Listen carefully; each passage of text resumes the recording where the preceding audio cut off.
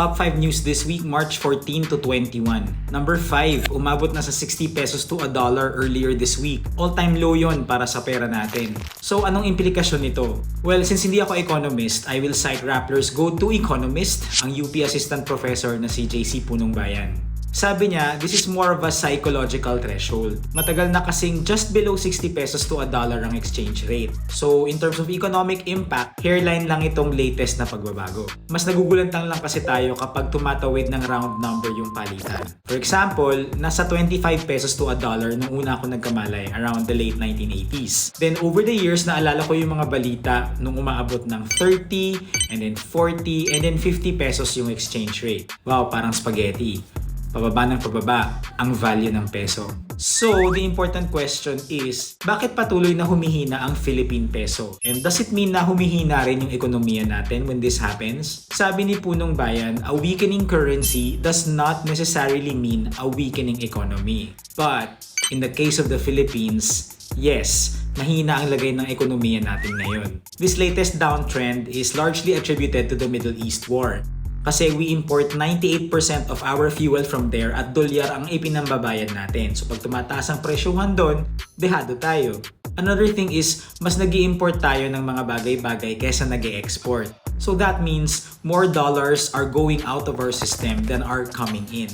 These and several other factors create a domino effect that boils down to faster inflation, or in short, maghihigpit na naman tayo ng mga sinturon natin.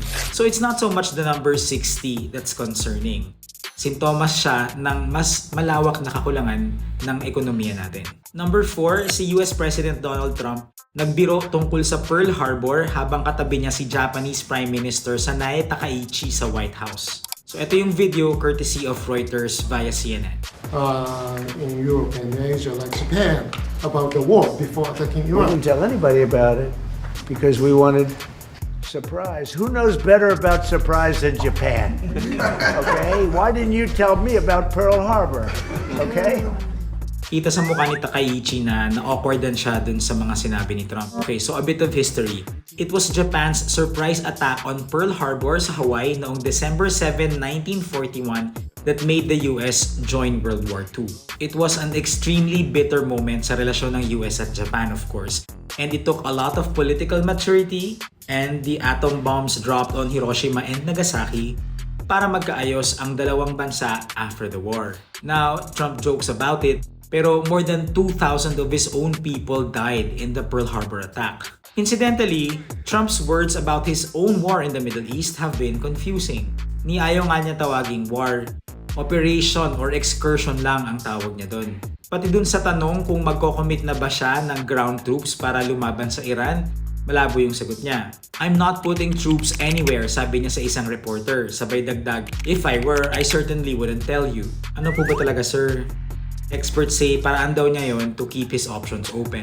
Meanwhile, yung top intelligence officials niya umaming hindi naman nila nakitaan ng pag-abante yung missile capabilities ng Iran bago umatake yung US at Israel nitong huli. Taliwas yan dun sa sinabi ni Trump na Iran poses an imminent threat to the US na rason niya kung bakit iniutos niyang mag-airstrike sa Iran.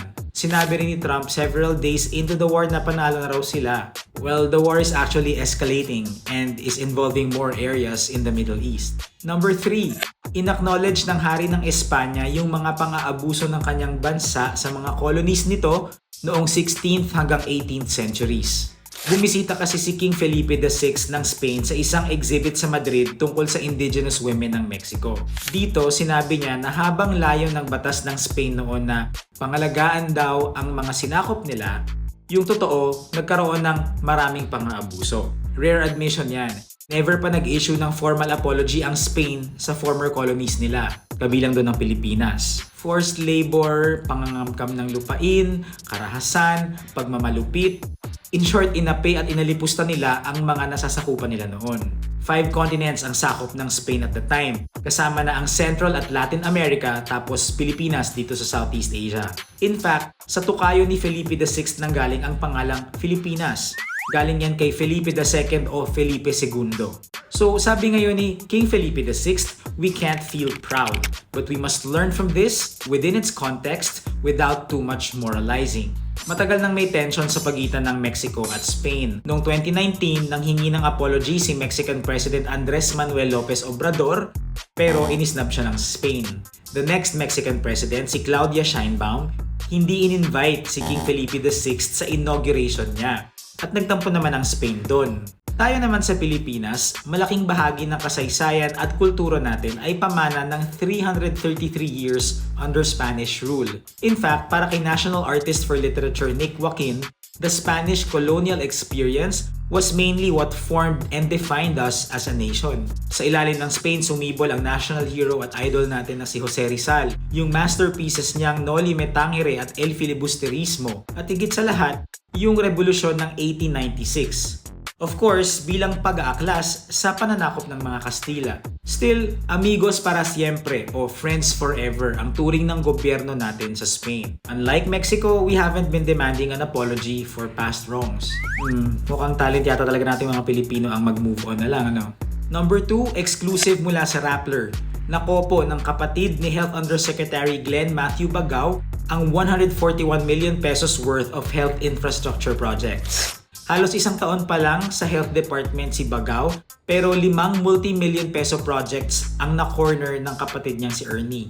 Ang issue rito ay conflict of interest na ipinagbabawal ng batas natin, specifically ng Republic Act 6713. Bawal sa mga government personnel ang magkaroon ng direct or indirect financial interest sa anumang kontrata ng gobyerno. Dito lang 2025 na bigyan ng kontrata ang EGB Construction ni Ernie para magtayo ng super health centers and district hospitals na may combined value na halos 141 million pesos. Nito ring 2025 na reassign si Glenn Matthew sa Northern, Central, and Southern Luzon kung saan naroon ang projects na hawak ni Ernie.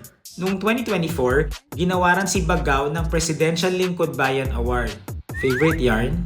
Bago siya naging Undersecretary ng DOH, hepe si Bagao ng Cagayan Valley Medical Center, isang government hospital.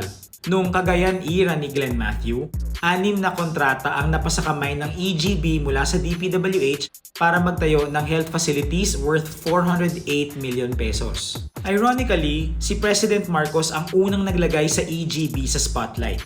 Kasama to dun sa 15 contractors na in-identify ni Marcos na nakakorna ng pinakamaraming flood control project sa bansa. Hiningi ng Rappler ang panig ng EGB pero hindi pa kami nakakatanggap ng sagot. Okay po, paalala lang ulit na Rappler has a free app. Download nyo naman and join our conversations there. Number 1, nagbabala ang DICT na maaaring maban sa Pilipinas ang Roblox kung hindi nila pag-iibayuhin ang child safety features sa platform nila. This week kasi naging laman ng balita yung pagkahuli ng mga pulis sa 7 batang estudyante na nagbalak ng isang mass attack sa eskwelahan nila. Sa Roblox sila nakamit ng ibang users na inengganyo silang sumali sa iba pang digital platforms kung saan sila na brainwash into violent designs. Kinonfiscate ng pulisya yung mga cellphone ng mga bata at nakitang inutusan sila ng foreign-speaking persons na bumili ng mga armas at Nazi-themed paraphernalia at hinimok nga na manggulo at manakit sa paaralan nila.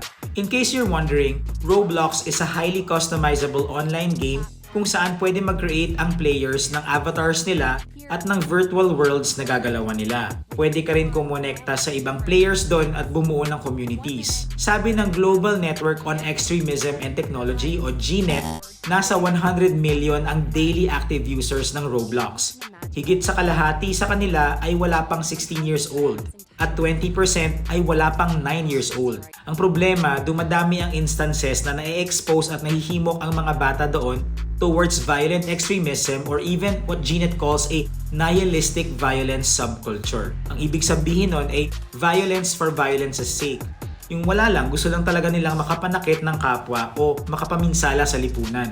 Bukod sa karahasan, may mga pagkakataon ding nag-groom o nagiging biktima ng sexual predation ang mga bata sa Roblox at iba pang online gaming platforms. Ayun, so dahil dyan, opisyal na nagbabala si Secretary Henry Aguda ng Department of Information and Communications Technology. Ipagbabawal daw ng gobyerno ang Roblox sa Pilipinas kung hindi nila sisiguruhin ang kaligtasan ng mga users nila, lalo na yung mga bata, at kung hindi sila makikipagtulungan sa mga otoridad. Paalala rin ng GNET, dapat ay maging proactive din ang mga magulang at pamilya ng mga kabataan sa pagbabantay sa paggamit nila ng online platforms. Okay, that's it. See you again next week.